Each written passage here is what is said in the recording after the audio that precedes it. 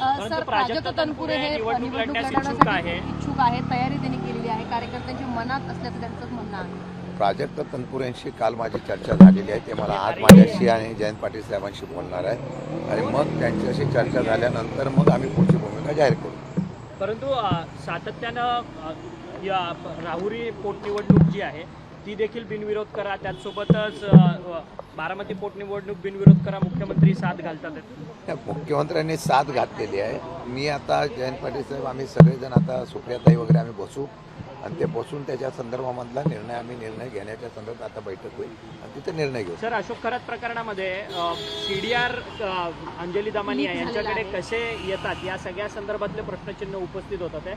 Specific नेत्यांना target केलं जातं का या सगळ्या प्रकरणात? मी त्या दिवशी म्हणालो होतो की अशोक खरातांचं हे प्रकरण नक्की या असलेल्या बंधूबाबांचं किंवा त्यांच्या असलेल्या या सर्व CDR किंवा बाकीच्या व्हिडिओ क्लिप वगैरे आलेल्या आहेत हे ज्यावेळेला बाहेर आलं त्याच्या संदर्भामध्ये नक्की ते प्रकरण कोणाकडं लक्ष करून केलेलं आहे का त्यांनी केलेल्या या कुकर्माच्या बाबतीमधला कारवाई करण्याचा आहे अशी शंका व्यक्त केली गेली होती। आज मला वाटतं की अंजली दमानियाकडे जर अशा प्रकारचे CDR कोणी जाणीवपूर्वक पाठवले असेल तर त्याच्या बाबतीमध्ये या असलेल्या संदर्भामध्ये त्या व्यक्तींनी की त्यांनी तशा प्रकारचा आक्षेप घेतला तर पोलिसांनी त्याचा खुलासा किंवा तिथल्या असलेल्या राज्य सरकारने त्याचा खुलासा करण्यात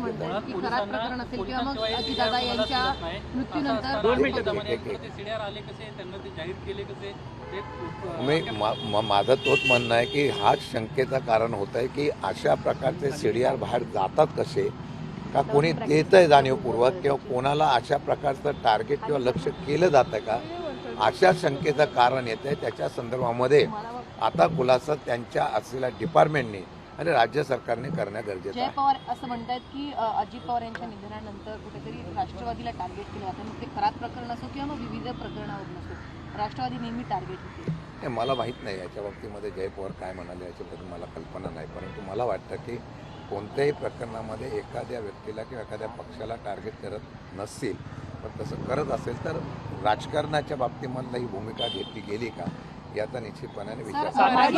मागील 1-2 दिवसांपासून अशी चर्चा सुरू आहे की राष्ट्रवादीचे आमदार हे शरद पवार यांची भेट घेत आहेत, काही मंत्री त्यांच्या संपर्कात आहेत, काही आमदार संपर्कात आहेत आणि विलिनीकरणासंदर्भात आपली भूमिका पवार साहेबांसमोर मांडतात।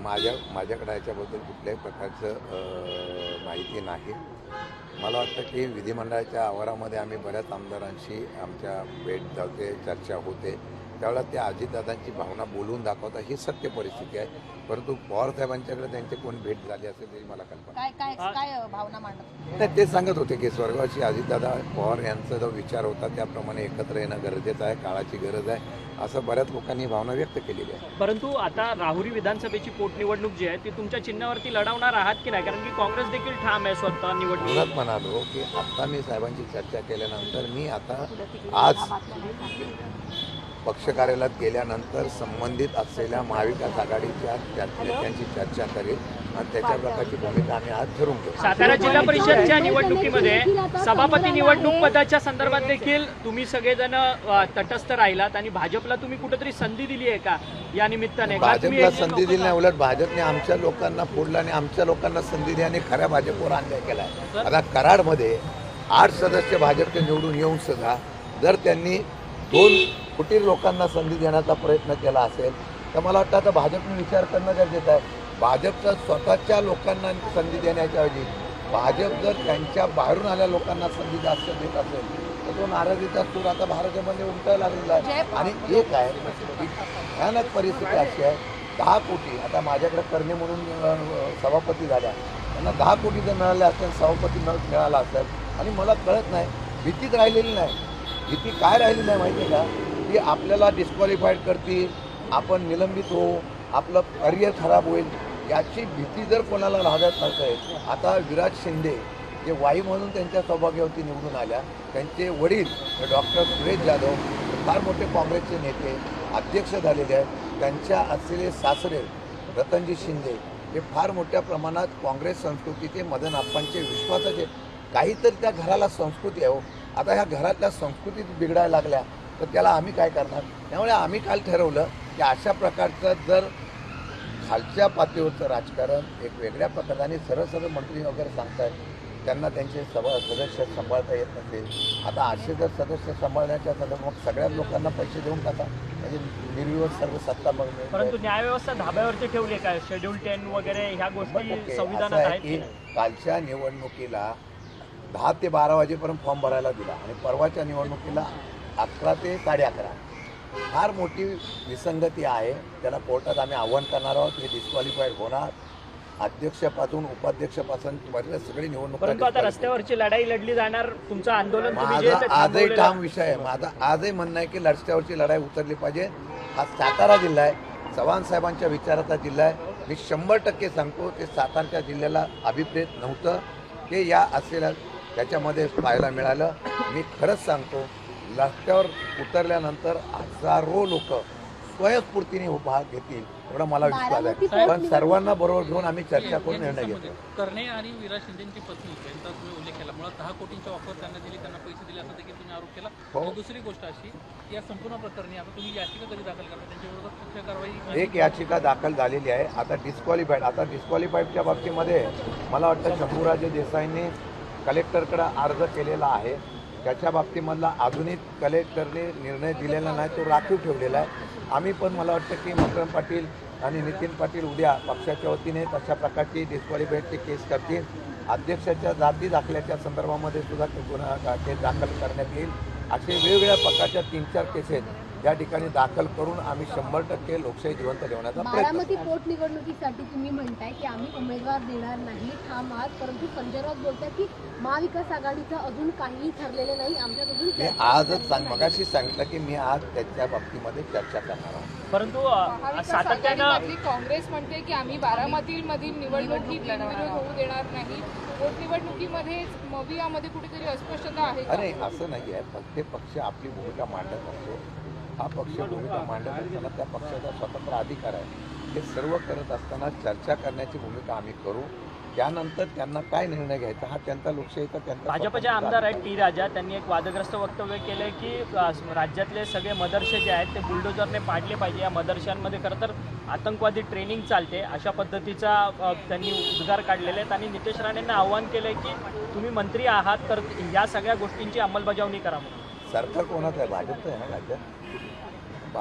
महाराष्ट्रामध्ये राज्य सरकारचा मुख्यमंत्री जर भाजपचा असेल तर त्यांनी हे अशा प्रकारचं वक्तृत्व करण्यापेक्षा मुख्यमंत्र्यांकडे मागणी करा आणि मुख्यमंत्र्यांनी त्याच्यावर स्पष्टीकरण करावं की आम्ही काय करणार आहोत.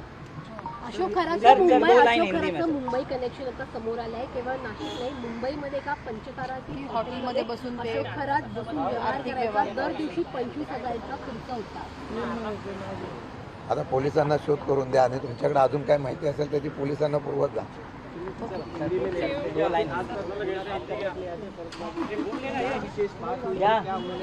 हमारी ये सदिच्छा भेंट थी और मैं पवार साहब को मिलने के बाद मैं कह रहा हूँ अभी ये आगे जाके ये जो अभी 2 पोट निवडणूक है राहुरी के और बारामती के, उसके बारे में बात की है. हम लोग अभी आज महाविकास आघाड़ी के नेता के साथ बात करके उनके साथ बात करके फिर अगले इसमें हम लोग तय करेंगे क्या करने का. जिस तरीके से उद्धव ठाकरे जी को सुखताई का फोन भी आया था, क्या लगता है कि सभी लोग इस पूरे मामले को लेकर महाराष्ट्र का एक जो है एक नेता है अजित दादा पवार, वो एक उत्तुंग नेता थे और उनका देहांत होने के बाद हम लोग ने उस वक्त भी तय किया था कि हम लोग उनको श्रद्धांजलि तौर पे वहाँ पे चुनाव नहीं लड़ेंगे.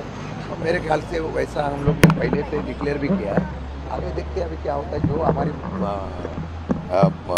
अलायंस पार्टी है उनके साथ भी आज बात करके हम लोग तय करेंगे. मुख्यमंत्री केरल के दौरे पे हैं, घुसपैठियों को लेकर उनका स्टेटमेंट आया. उन्होंने कहा कि कांग्रेस की जब भी सरकार थी कि घुसपैठिए बढ़ रहे थे लेकिन अब हमने घुसपैठिए खत्म कर दी. इस तरीके का बयान किस तरीके 10-15 साल हो गए उनका 10-15 साल हो गए उनके अभी उनका हाथ में सत्ता है.